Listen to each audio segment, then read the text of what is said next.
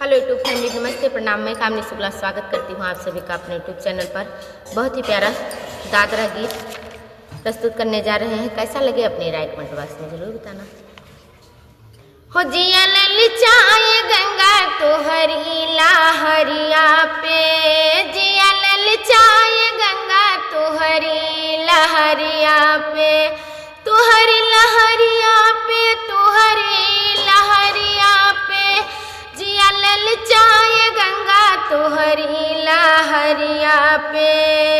भागीरथ का सरब कुछ तारो, भागीरथ का सरब कुछ तारो, सरब कुछ तारो, सरब कुछ तारो।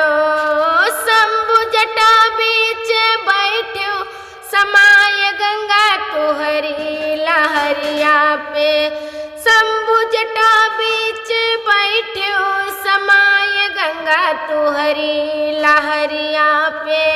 जिया ललचाए गंगा तोहरी लहरिया पे, जो यखलखी तेरे देव सकुची गे, जो यखलखी तेरे देव सकुची गे, त्रिदेव सकुची गे, त्रिदेव सकुची गे।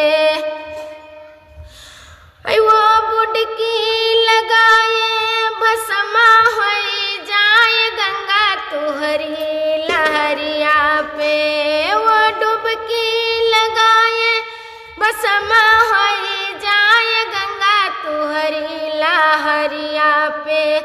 जिया ललचाए गंगा तोहरी लहरिया पे।